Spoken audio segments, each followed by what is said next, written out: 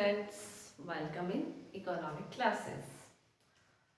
मैं उम्मीद करती हूँ कि आप लोग सब स्वस्थ होंगे, मस्त होंगे, फिर से लॉकडाउन एंजॉय कर रहे हैं।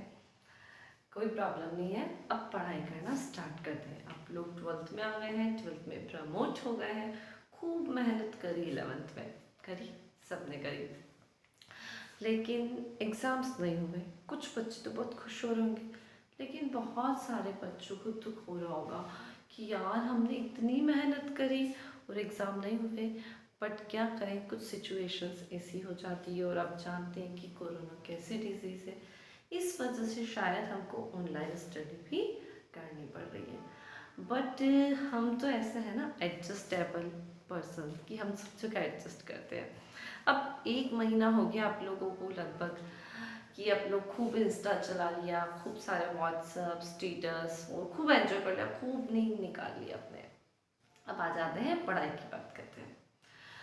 इकोनॉमिक्स क्या होती है, आज मैं आपको इकोनॉमिक्स का सिर्फ और सिर्फ ओनली और ओनली जनरल इंट्रोडक्शन दूंगी कि व्हाट इज इकोनॉमिक्स। अब बड़ी बड़ी दीदियां हैं, बड़े बड़े भैया हैं, आकर कोई छोटे बच्चे आपको पूछे, अरे दीदी, अरे भैया, प्लीज प्लीज इकोनॉमिक्स का मीनिंग बताओ, तो इकोनॉमिक्स का मीनिंग आना चाहिए हमको, general meaning. I am not talking about the any bookish language, just only a general meaning. What's the meaning of the economics? हम बहुत जगह सुनते हैं, ये इकोनॉमिक्स है, ये इकोनॉमी है, ये इकोनॉमिक एक्टिविटी है, ये इको फ्रेंडली है, इकोनॉमिक नहीं है, इकोनॉमिक कंडीशन सही नहीं है, ऐसी बहुत सारी लैंग्वेज सुनते हैं, बहुत सारे वर्ड सुनते हैं। तो what's the meaning of the general meaning of the economics?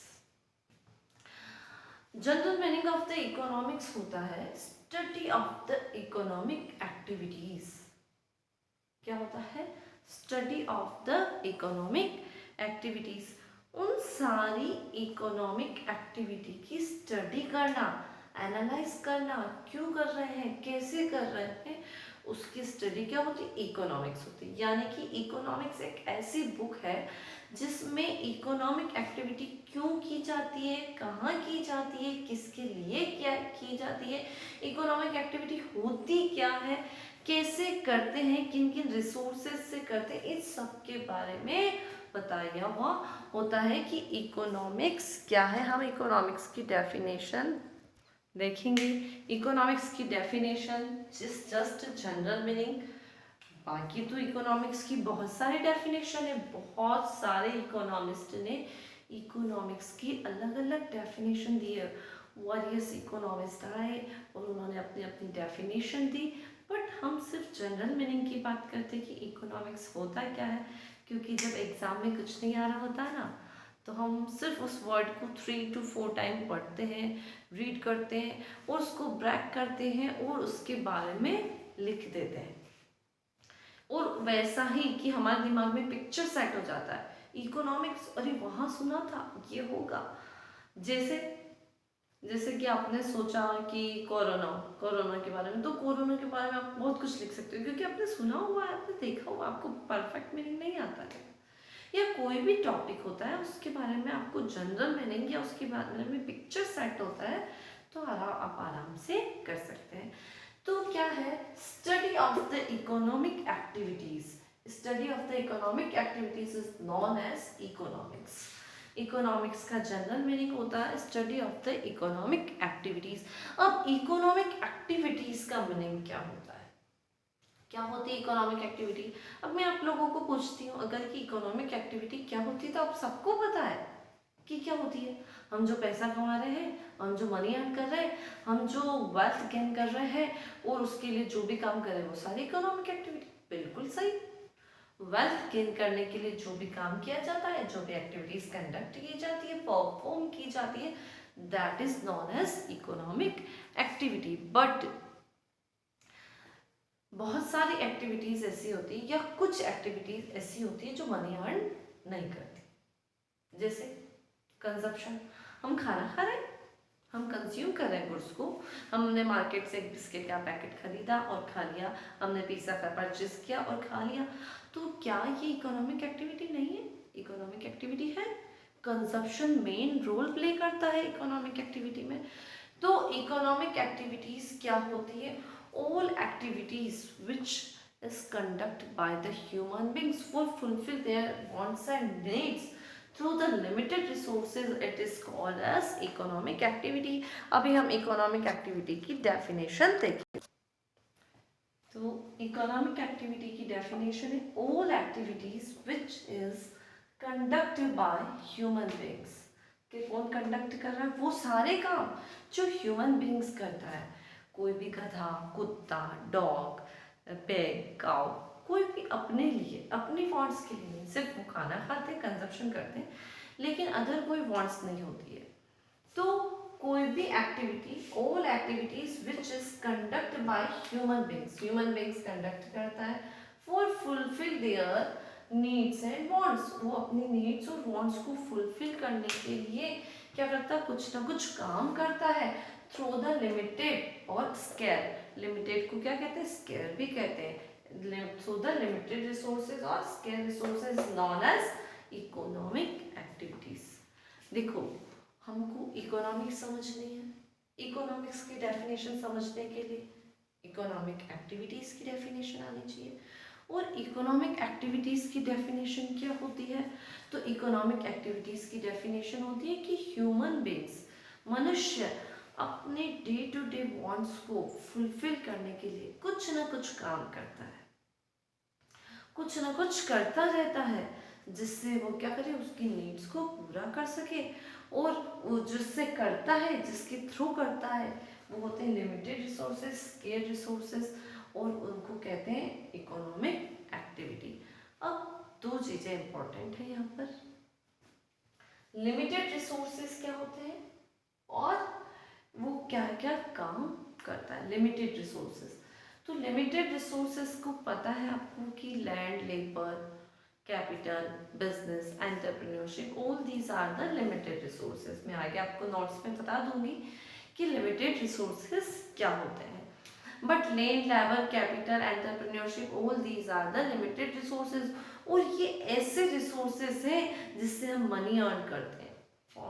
किसी भी फॉर्म में उसके जो कंसिडरेशन होता है, उस फॉर्म में हम क्या करते हैं? मनी अर्न करते हैं, और पैसे से हम हमारी सारी अदर वांट्स को फुलफिल करते हैं। मनी से, वेल्थ से, धन से हम क्या करते हैं? हमारी अदर वांट्स को फुलफिल करते हैं। तो इनडायरेक्टली हमको क्या चाहिए? मनी चाहिए। और मनी कब आएगी? जब हमारे पास ये रिसोर्सेज होंगे। हम यहाँ पर मनी को भी रिसोर्सेज ले सकते हैं कि हमारे पास 5,000 रुपये है और 5,000 से हमको फूड खरीदना है, ट्यूशन फीस देनी है, बुक्स परचेज करनी है, मोबाइल रिचार्ज करवाना है, फ्यूल करवाना है। तो अब हमको क्या करना पड़ेगा?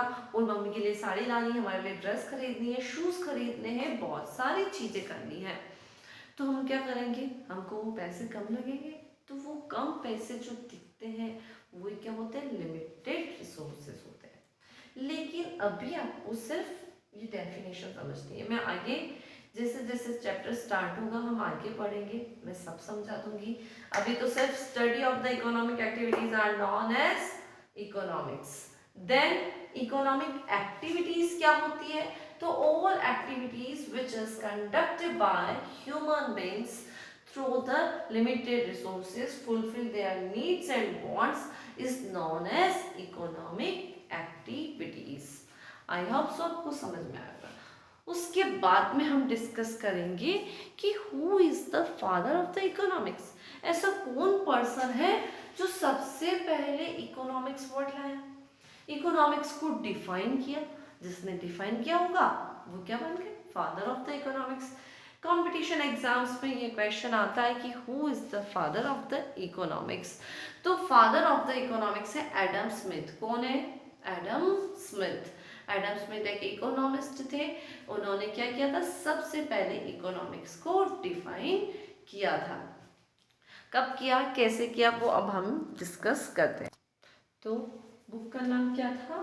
फादर ऑफ द इकोनॉमिक्स थे एडम स्मिथ। और एडम स्मिथ की बुक का नाम था an inquiry into the nature and causes of wealth of nation. An inquiry into the nature and causes of wealth of nation.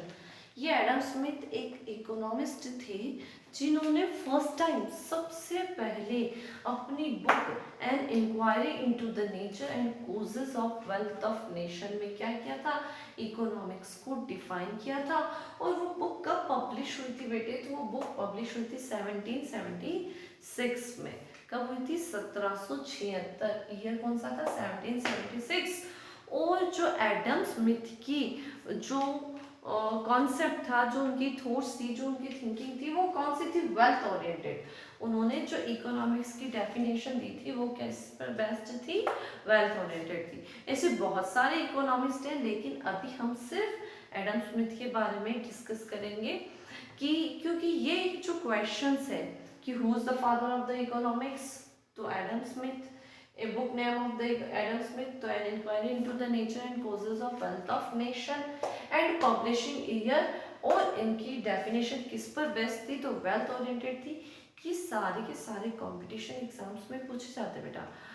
किस किस में पूछे जाते हैं, आपको सीपीटी में पूछा जाता है, आपको सबसे पहले आरपीएससी में पूछा जाता है, बीएसटीसी में पूछा जाता है, कॉलेज एग्जाम्स में, बैंकिंग के एग्जाम्स में भी ये सारी चीज़ें, या जनरल नॉलेज के, या जितने भी आपके आरपीएससी के एग्जाम्स होते हैं उन सब में ये पूछा जाता है। तो ये आपको एक जनरल, आपके अभी चैप्टर अब स्टार्ट होगा, लेकिन बेसिक नॉलेज अपने को किसी भी चीज़ का होना चाहिए। हम कहीं जा रहे हैं तो उसके बारे में पता तो करें, तो हम कुछ पढ़ रहे हैं तो उसके बारे में भी नॉलेज होना चाहिए।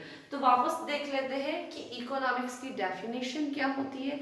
इकोनॉमिक्स की definition of the study of the economic activities are known as economics.